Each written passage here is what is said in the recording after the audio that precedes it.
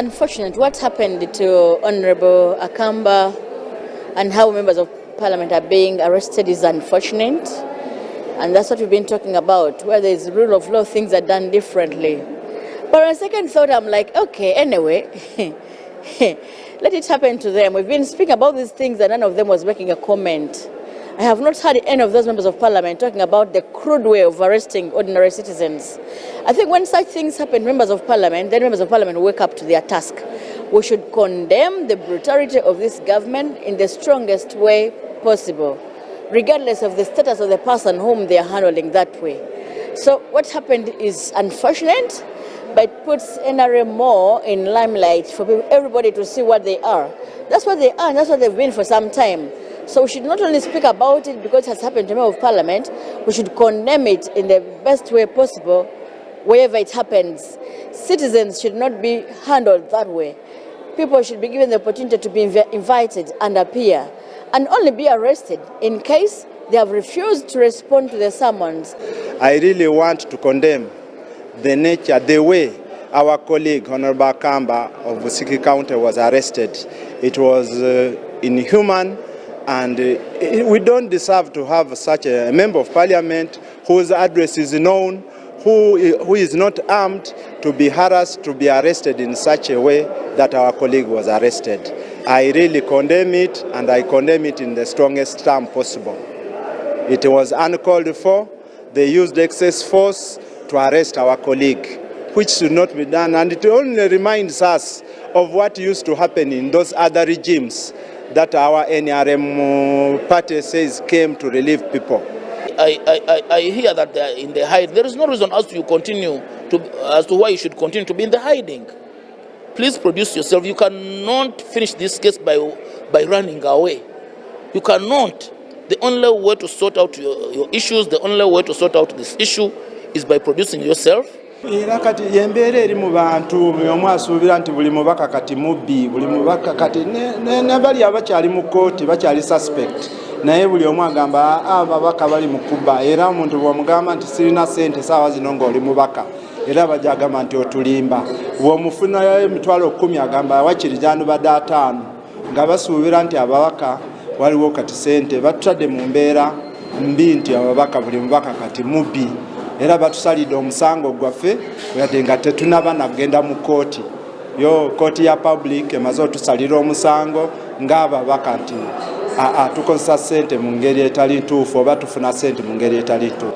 We are yet again giving you our regular update. We want to keep you updated on our activities so that we can move together. Today, we had another day yet, but we did not wind up as we had thought today. We're looking at tomorrow. Tomorrow, we hope, is when members of parliament shall be here as we convene for the plenary. So this table of record shall be active tomorrow. We hope the table to be active tomorrow. We are expecting members to come.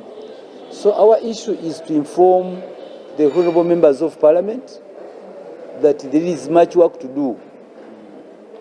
Dealing with this very important motion, they are detractors, those who would like to push us off balance for their own selfish ends. And also with the motive of failing this motion to ensure that it doesn't reach the floor of the plenary. But for us, we are steadfast, we are committed, we are determined to ensure that this motion reaches its final conclusion. And I would like actually to thank the ministers who have given us signatures. Ministers have given us signatures, you know, members of the press. Honorable Namuganza came here and gave us a signature. Honorable, my minister in charge of your affairs, Honorable Jennifer Namuyangu, came here and gave us a signature. And I think 1 or 2 other ministers. So you can see that this motion, enjoys the broad spectrum of the political divide. within the what? Within the House. We have got members of NRM. Many of them actually have given us signatures. Members of the opposition and we independents. So you can see that this motion is actually by far the most important motion we have had, you see, on the floor in this parliament since we started. So I would like to encourage, I want to join my colleague, Honorable Seke, who has led us very, very well in this crusade, to appeal to the remaining members, very few now, to come and give us signatures so that we can conclude this very important process and now, have it debated. And I wonder why people are so scared about having a debate on this matter on the floor. Why should the people be scared?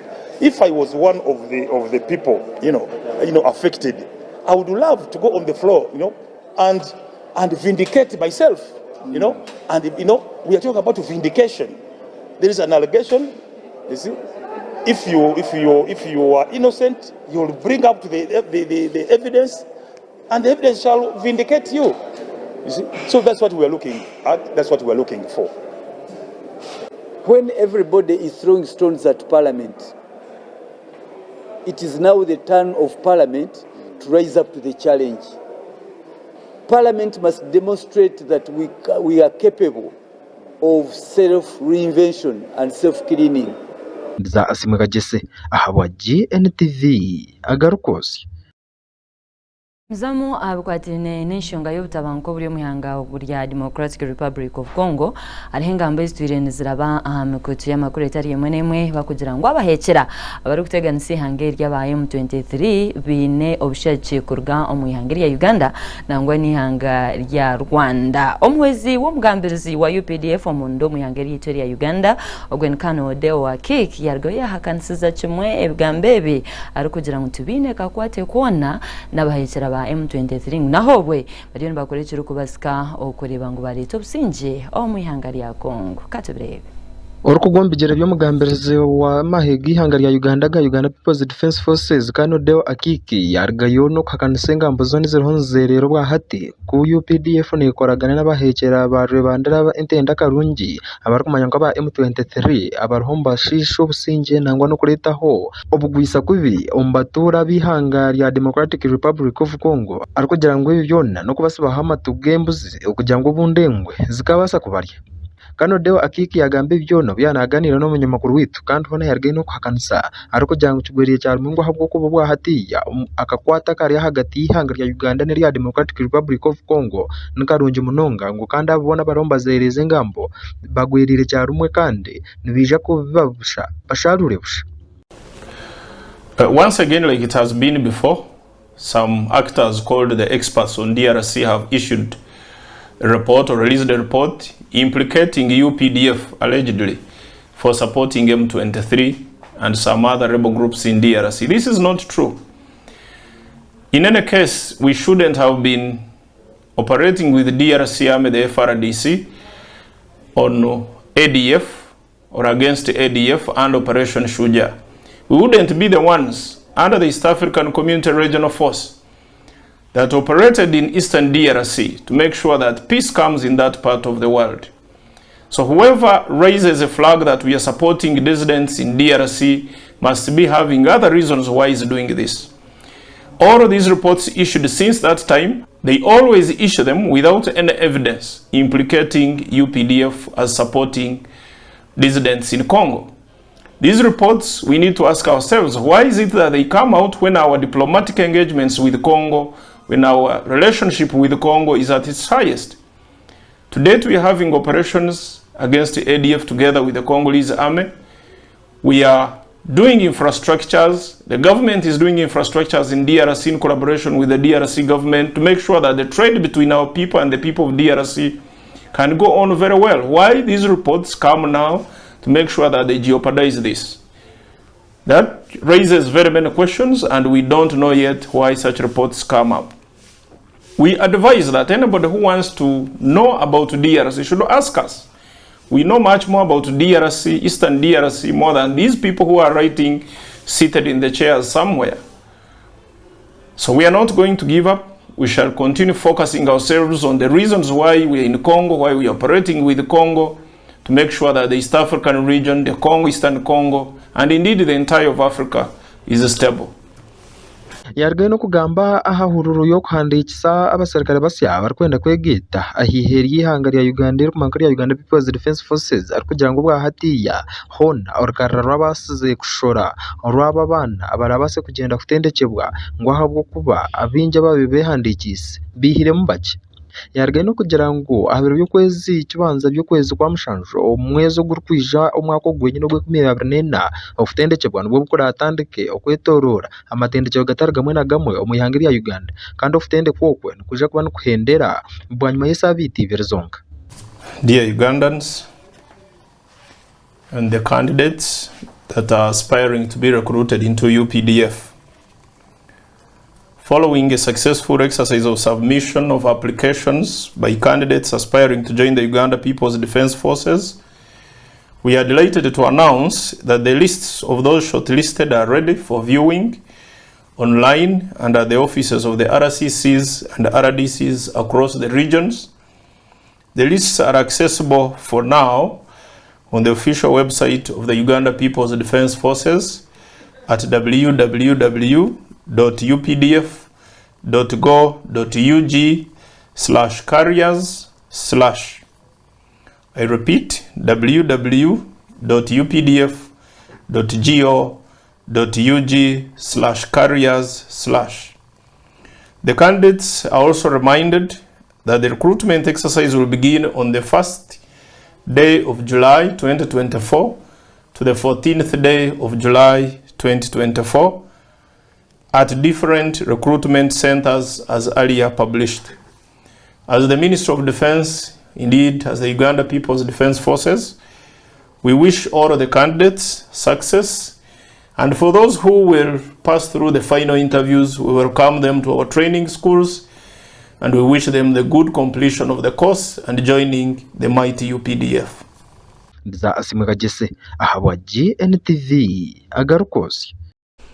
Okutendekwa okwamahe agarukwegitira ahari omukago gwa East African Community kwahendera omubusinje omwihanga rya Rwanda kandi bwahati buri mahega onagabire gari mukutendekwa oku gagaruko mwihanga ryago abatendekirwe bargayo basima bagira ngo bino bwugo bwamani kandi bamanyango nibija no kunyweza ebyo kwerinda omahanga gabo okutendekwa oku kube kuri oko murundi ogwikomination katubirebe. Okutendekwa kwamahe garukwegita hansi y'omukago gw'okumanko gwa East African Community hono kwaryo katandika hisabite ejistira amabega hono bwahatiya kwargaye no kuhendera kandi amahego nagahereze kutendekebwa gayehorezibwa omahanga gabo okugira ngo baze gukora ebyo byonna ebe basize kwega kandi obundi bakaletaho obusinge aha cyanga cya East Africa nangwa no mahanga gabo genyene. Okutende kwoku kubeguri omwihanga erikumanywa nke rya Rwanda kandi kubeguri hansi y'omuteguro kumanywa ko gwa bushikiriyano imara kandi bwahatiya kwabasize kuhendera. Honorable Minister Juvenal Marizamunda ogwo Minister w'ibyo kwerinda omundu omwihanga rya Rwanda nwargireyo kandi atyo akagaruka kakinga okutende kwoku abo kuba no yagabira kwigwiro. Today marks a significant moment in the history of our region as we gather here to mark the end of the 13th EAC Command Post exercise, Ushirikiano Imara 2023. I must acknowledge that it is a great honor for me to officiate the closing ceremony of this very important regional exercise. The problem of ensuring common security has been a matter of concern for all ages, but the 21st century has defied all the benchmarks as we knew them. By extension, it is self-evident that no country alone can handle these challenges, no matter how strong it might be. Our leadership recognizes that it is reasonable that East African Community partner states ought to work together to more effectively tackle challenges that require collective solutions. In my view, this exercise serves as a testament to our shared determination to enhance interoperability and consolidate our collective security response mechanism and procedures. Ladies and gentlemen, by engaging in integrated exercises, we have not only honed our operational efficiency, but also forged strong bonds of trust and friendship among our military, police, and civilian component. Honorable Marzamunda hona yargaye no kugira ngo ubwa hatiya ufitende koko kuresero ho okwatagana nangwa n'inkwataganisa hagati y'amahanga gona gakizinga cha Africa kandi nangwa n'abasirikare bona bagira umufitende cyeboko hona batungira ubukugo bukwemarira. This exercise has reinforced the notion that through collaboration and mutual support we can overcome any obstacle that threatens the stability and security of our region. As we conclude this exercise, it is crucial that we reflect on achievements and the challenges encountered during this exercise. This reflection will guide us in identifying areas that require further attention and improvement. Lieutenant General Jean Jacques Mupenzi, Air Force Chief of Staff ahabwihangeri ya Rwanda hona nawe ageze iki yagamba mukoro gwo bari kuhendera ofutendeka kwababona arikugira ngo ofutende ko kwe kuriyo ko mugasho munonga ahagati y'amahiga kizinga cha Africa. The presence reflects the commitment and solidarity we share in building a strong and a secure East Africa community. For the past 2 weeks, exercise participants from ESC partner states came together, taking part in training exercise, building strong relationships and ultimate expertise. It is a recognition that our security and prosperity in the region are inextricably linked, and an exercise like Ushirikiano Imara helps us demonstrate our ability to work together across multiple dimensions to address security challenges. Orkugombijere byo muhandiki mukuru owo mukagogo gwa East African Community owekitinisa Honorable Andrea Agwa Arek hona nawe arjere no kugedi yagamba arikugira ngo okutende kibwoko nukwija kwera ho kureta ho businge hagati y'amahanga ga East Africa kandi hona yongere no kweta amahanga okumangejumbera amufutende ko kubutosha. Kagame, President of Republic of Rwanda and Commander-in-Chief of Rwanda Defense Forces, for this occasion of the closing ceremony of the 13th EAC Armed Forces Command Post Exercise Ushirikiano Imara 2023. On behalf of East Africa Community and on my own behalf, I wish to thank His Excellency the President, the government, and the people of Republic of Rwanda, the Minister of Defense, and the Rwanda Defense Forces in particular for hosting this event.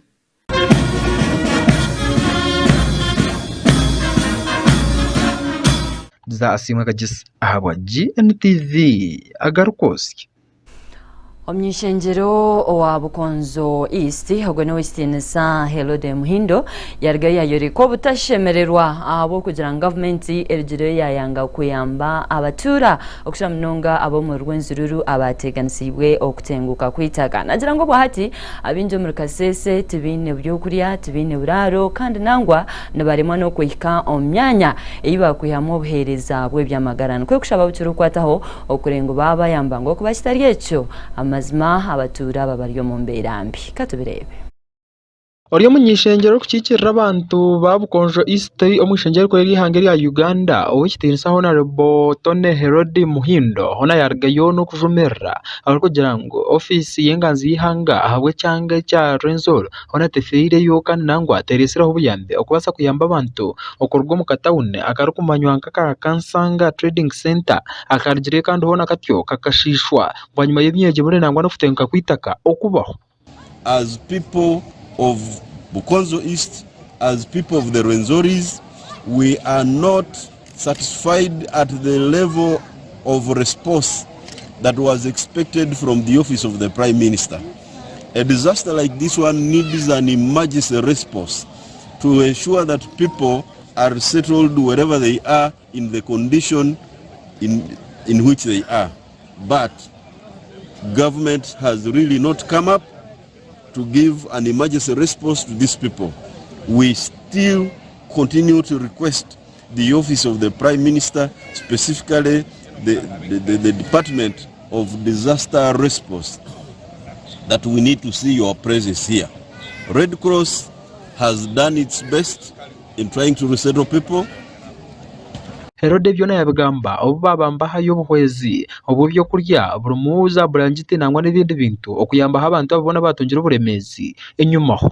Coming, Centenary Bank is here, other Kagando Hospital and other partners have come in.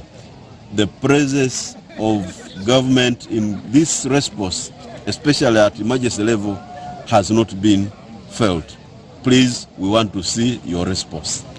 Katamba James kandi honogo regional manager w'ibiciro ry'Center Bank ya Centenary Bank yargayo no kujumerera ekintu cyo kurgayo OPM bakabura kujye bakora kandi hona ni yargayo no kugira ngo abantu bine kutanka ku byari imiti baba nibendo buhangwa bwensi burindu nga ebintu yawe byonna byatwaliddwa amataba era nga banka bulijjo tuvayo kulaba nga tuwagira tuyamba abantu baffe abatuukiddwako obuzibu ate era banka tuli wano tukubiriza abantu mwenna eyo gye muli mugezeeko okulaba nga mutaasa obutonde nga musimba emiti wano mu kino kino wetuli ekyekasese mu Kyalumba sub county banka yakawa district y'ekasese emiti bakasima emiti egiwera mutwalo gumu mu 12,000 kale nno gwe bwoba olina obusobozi ng'olina wosobola okusimba emiti jangu ffe tutuukirire tujja kuwa endokwa z'emiti tusobole okulaba nga tutaasa obutonde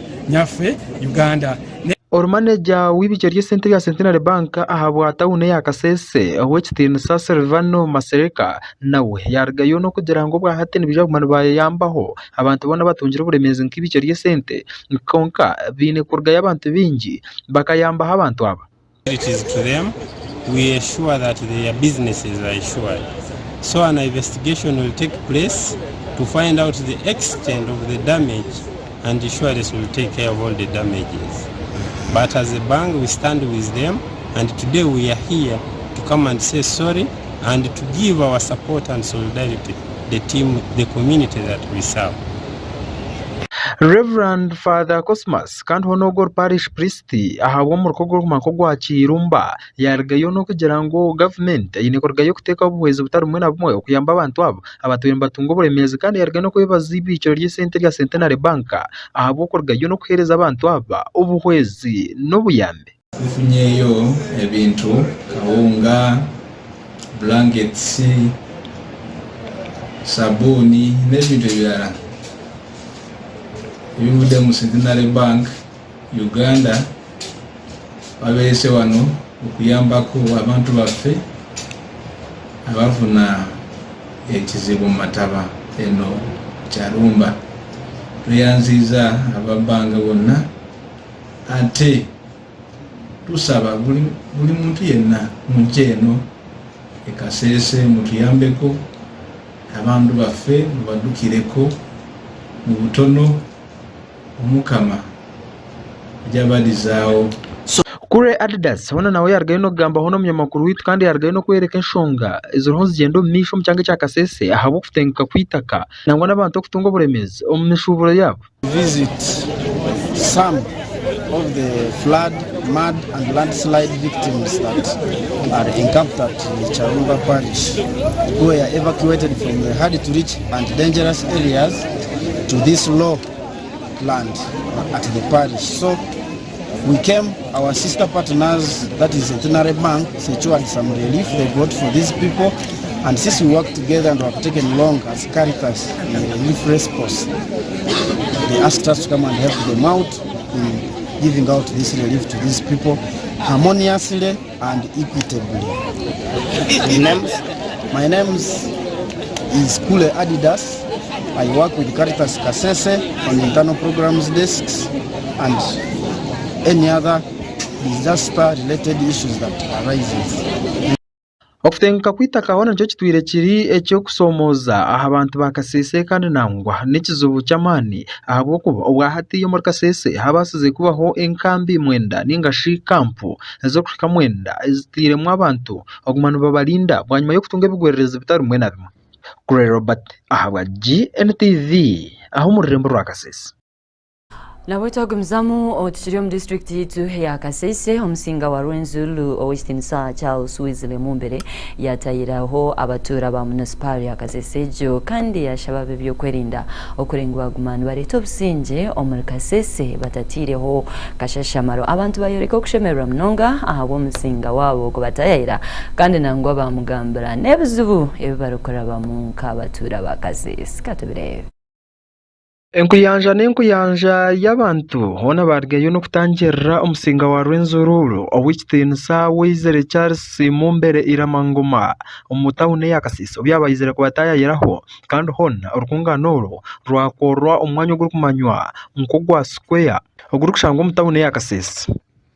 Ogwaba guri murundo gwo kubanza owikitinisa Majesty Wizere Charles Mumbere okubasa kuja kutayiraho municipality ya Kasese kwihanaza abutegeki ninga shukwihanashita mahangoma omukuganiraho n'abantu bona bari hansi y'obusinga bwa Rwenzururu owikitinisa Wizere Charles Mumbere hona yargayo no kugira ngo bwahatashamerirwe bwa nyuma yo kugira ngo nabo komo businge nibatwiremba muri mesa okurgayo kutayira nangwa no kureba irwarire kumanywa kirya kirembe nangwa neriyo kumanywa kirya rukoki bwa nyuma yo kutunga imirabanamo.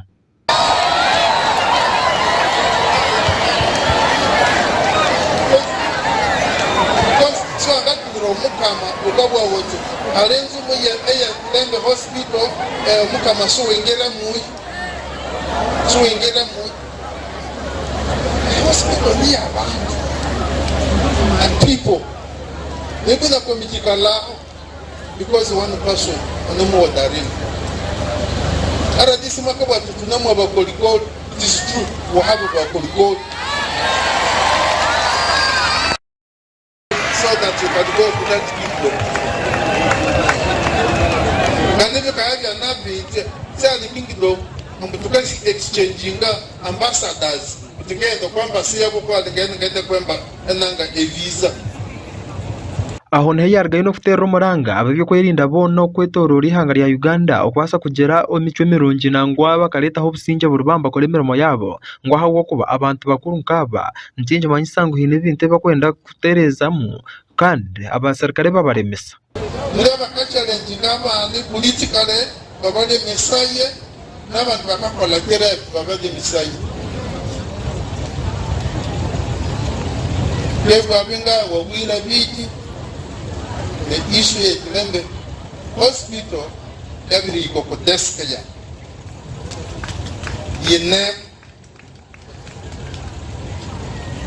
can you suspect security concern in the area kana kwasukamwe rai kwa security concern ine kitinaite rai umungo kai enderezaye then I can understand, but just give all they say what is the reason. No, I've said no, see when they are died. But suppose I force myself. Enkuyanja y'abantu hona bargayo no kushiko mwanyogo kandi abinji barite birabo bakuheresa omusinga wabo abo kugira ngo batwire batakumureba kandi hona batwiremba mwenda kumureba.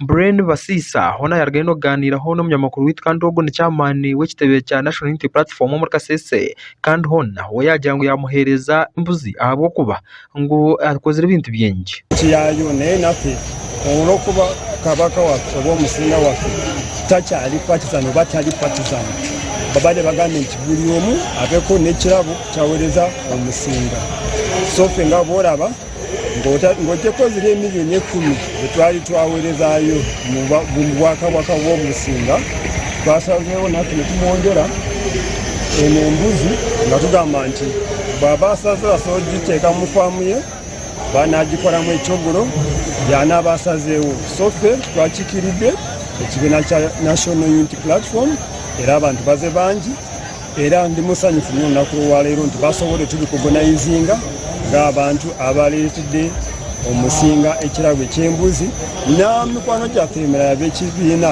balina ebintu ebirala bye baleese ku mukolo gw'olwaleero. So omukolo gw'olwaleero simbo ya kalecha yaffe wano mu Kasese nti omusinga wabayina wachadde mubera badembe okumuwayo ebirabo ebyenjawulo so penga national platform twamuwadde ekirabo kyembuzi n'ekitongole kiine entambula erikutambuza abantu omunda mu yagari ya Uganda ekyokumanka ekya Link Buses hoona nabo abakuru babasa kuhikaho babashemereirwe munonga kandi hiine ekintu kikye ekibaleetera omusinga wa Rwenzururu. Ensonga ebaddewo Kasese municipality ekyazizza omusinga wa Rwenzururu kati ffe nga Link naffe tubadde tetusobola kutenyigira mu kino kuba naffe tuli batuuze ba wano mu municipality yaffe. Ekimu ku birabo bye tuwaddeyo y'ente eno gye mulaba ente ennyana y'ente twagala omusinga akkirize era tumusabye akkirize agiteeke mu kiraalo kye asobole naffe okunywa kututa tetumuwadde kubanga atukoledde ebintu bingi mu kaseera ke tubadde wano okuva omwaka 2009 paka kati. So twongeddeko of course ne free pass gye tuwadde kingdom ye officials abakulembeze b'obusinga bajja kuba batambulira bwereere ku routes zaffe zonna oba makubo gye tutwala baasi zaffe. Marine Kabuhungo hono gunawe n'omwe ahari abo babasa kwija kandi nawe tiine kyaleetera ow'ekitiinisa Charles Wezere mu mbere erimu obuyonjo ya tourism and we are just waiting for the city kyekiri awo abantu basanyufu nnyo okuresivinga kabaka waabwe receiving our king Charles Wezere mu mbere era nange omukwabo basabulekisibwe. Robert Kule ahabwa GNTV omuri Kasese. Twajaho mu rushere abeegi barakwike 15 nibo bagire bakahinguzibwa kandi batyo bakajwara kwa nyuma yo kwendera emishomo yabo aha kanisa ya Full Gospel erukushangwa mu rushere. Bishop Patrick Kwefuga niwe bahise kuba naibembera imikorejo kandi yatendeka no kutekateka abeegi okurengo bakora ebintu byino mugashongo niwe barije kwegera mugashombero byo misho nangwa no kugira mugasho omuyangari turi ya Uganda katubirebe. Kabire karya kari amashemerwa amasanyu kandi hona nangwa no kutambura nebe murukanga abana banyamahanga bwanyuma yabaje bakuhika 15 okurigayo bakahinguzubwa kandi hona batyo bakajwara bwanyuma yo kwendera imishomo yabo kandi ababemba tende ko kubasa kurgayo kuhereza rahanga n'imitima yabo yona okubasa kukorra hansi yo mukagogoro manko gwa Full Gospel Churches of Uganda kandi hona bajwarire aha kanisa erukumanyanka ya Rushere Full Gospel Church yo mulisa Bishop Patrick Kwefuga erukushangwa mu rushere. Abeegi abashomera emyaka 2 n'ekintu abagumisirize abemba bazamukama bariyo nibatamu nibashitama mukama simwe mutabarike ngendo mutabarike emihanda esika kurkafuri haza muteretere kafesi ko kushemerwa mutereho kafesi karungi baine principal wabo abari inyuma baine bishop baine abazeire babo aba bakuruzo moyo tekumanya abo nchengaro zabanje for 2.5 years down on the road kama simwe ahabwa students beri izoba mwe barukushoma mukendera abamwe tubarahendeire hakaba mukufwa abandi bagarikirayo umuhanda konka mwe barukwemera imbera mukabaho kama simwe arugambaho abageni kandi nangwa kwakira abo bona abana barigere kujwara nangwa kubakursi y'imishomo yabo. Bishop Patrick Kwefuga hona rigereyo no kugira ngo Nkarshere Full Gospel Church arahanga bagirira imbabazi ubutosha okubasa kubasya aha kujweka abana ku murundo gwa 11 abana bona aba barabiro mu mikono okuza kuhereza arahanga nsima arahanga habwe imbabazi zatugirire. We thank God for the mercies that has given us. Nkarshere Full Gospel Church, Nkarshere Full Gospel Church, Nkar region at large, as a region, ndahanga tugirire imbabazi. God has been merciful to us. Okuno kujweka ku murundo gwa 11 ganoge matikira go murundo gwa 11 konka emirundi yona 10 ate emirundi jonna 10 ahabo utagira kizimbi olw'obutabeera na kizimbe obundi tukora ngato bundi tukira kukorera heru obudde obusinga tubeera wabweru nga tukola emikolo gyaffe konkeri izoba nkiza kuzo mu byafaayo bitu nka region naye olwaleero kigenda kubeera mu byafaayo nga region okugira ngo abeegi baitu bajwarira omu kyaki olw'abayigiza baffe okubeera waneeno nga bambalidde mu kanisa eno n'abakristaayo nabo barimu n'abakristaayo era mwebale kuba kwenda kweyongera kukira hari yabo emirundi 3 nabo nibaba baro era bwe beeyongera emirundi nga 3 bayinza okubeera muno mbwene ekyo ninsiima Ruhanga nebaza nnyo Mukama ekyokubanza mweterera omu ngalo munonga ekisooka mwekubire mu ngalo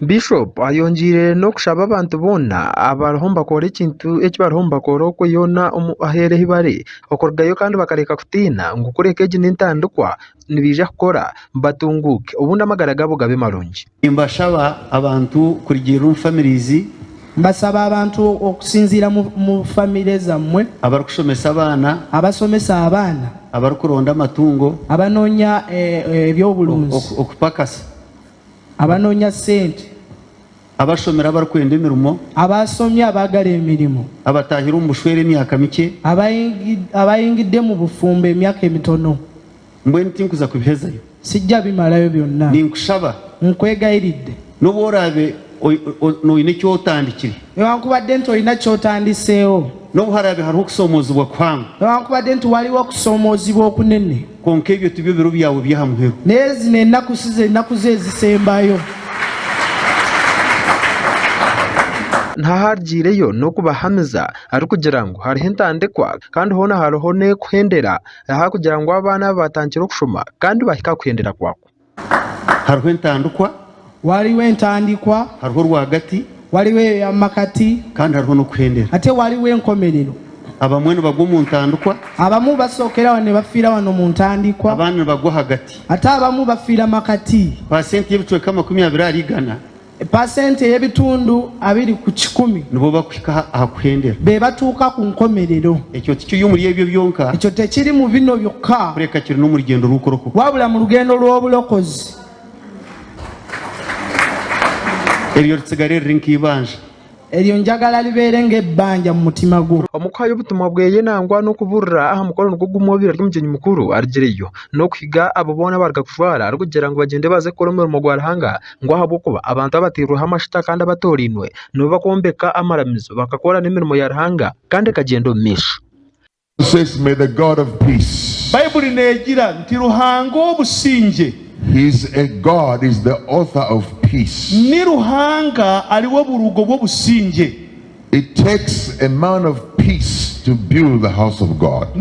Nikyetengesa omuntu ow'obusinge niwarabasa kwombeka enju ya Ruhanga. Ogyombeke n'obusinge. And in peace. Kandi ogyombekere mu businge. You will have peace in your heart. Noyiza kuba n'obusinge mu mutima gwawe. You will have peace with other people. Noyiza kuba n'obusinge n'abandi bantu. You will have peace in your homes. Noyiza kuba n'obusinge mu maka ganyu. You will have peace with your neighbors. Noyiza kuba n'obusinge na mutahi wawe. Because it takes a man of peace ahabw'okuba omuntu ow'obusinge to build God's house. niwoogwe olikombeka enzu ya Ruhanga.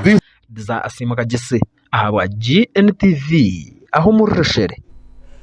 Twaje mu district ya Rampara ori mukuru w'ishomero area School of Christ erukushomesa abahereza barahanga omuyangere rito ya Uganda kandi yebembirwe Pastor Kelo Richard yargayo yashaba bahereza okwejumbira omishomo ya Bibuli ebyo nabigamba aho babana bajweka ari ababa base ku bantu bashoma kandi bakikirizwa kurengo batendekwa kurungi omishomeje ya Bibuli. Kelo yasima abejumbira omishomeji okugira ngo bagende babecho kurebera okirungi omnyanya yone ibaraze mu kandi bebembezera ngo mbarane bakora nibwe barije kubasirwa omuri byona.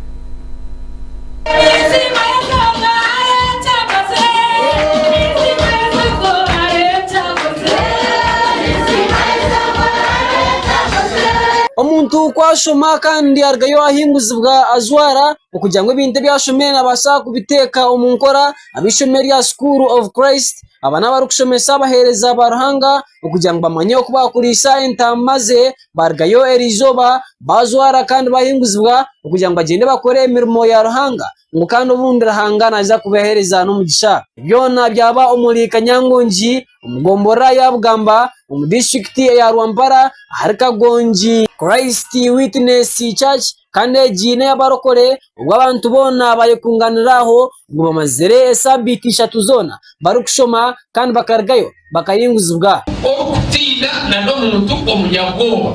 Cowards do not make soldiers. Ati abanyabwoba tibakaza abasirikare. But everybody faces fear. Ya konga no shaka buri muntu bambi yatunga mukicyabudinzi. When you are faced with great danger, wabugabugana ngekintu kibi cyamani cyafera, there will come fear to our hearts. But the difference between being fearful and being a coward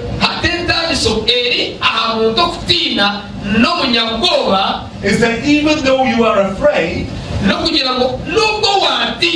you still stand up. You don't run away. You stand strong.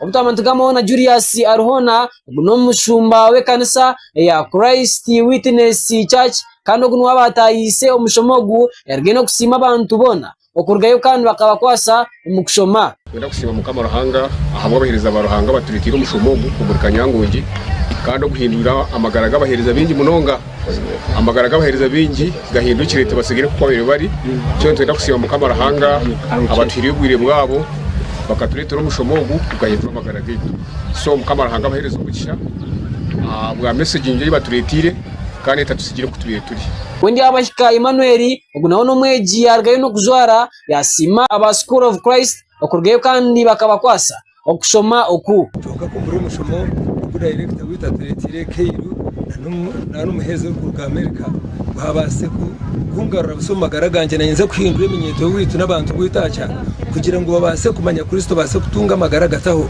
ukurabira mu kigambo cye utabantu gamba hono ryo mureberezi wo makanisaga mu ngumwema mu district ya Rwampara ngo kitinisa Nelson Muhwezi aho yargayo no kusima abarukore bona kugira ngo bwahati bezumbire umukushoma kandi kinteki ngiza kuba yamba munonga mwe nashemererwa munonga ahabwo kureba ba pastors mu district yanje bakurajuwetinga nareba nekintu kirungi munonga abo kuba cyakimarisa muri bari baza kurura injiri y'amazima kandi babani baza okwebembera abantu munonga mu kigambo cya Ruhanga no kubegesa Yesu Kristo kandi bakamanya bwaci Yesu Kristo ya fera musharaba we Richard Kairu ogunwe mukuru w'ishomereri ya School of Christ omuri hanga ya Uganda yargino kusima barokore ba Rwampara hamwe na nabo bona abejumbiro mu kushoma munbebare ngo kandi binte bashoma bagende babiteke umunkora turi aha omuru Bugamba Rwampara turi aha mukoro gwitu ubwo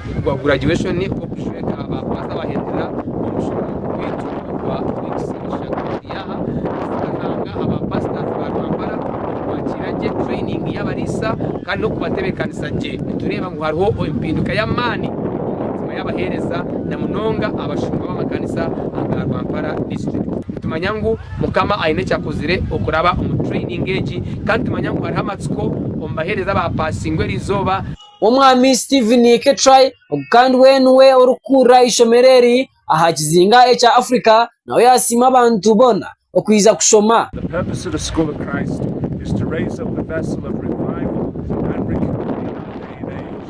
That is pastors and leaders not only hear the word of God and teach the word of God, but they put into practice the word of God in their lives. So they see the life of Christ manifested and revealed through their lives. So that is the purpose of the training. We have a very disciplined program. We start with 1 hour of prayer in the morning. We proceed through the word of God all day, and then we close with 1 hour prayer in the evening.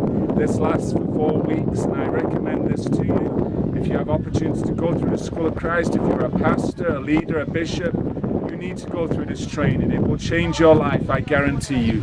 Ahabwa GNTV yagarukotya ndi Kirintoni nawe mjomba mu district ya Rwampara.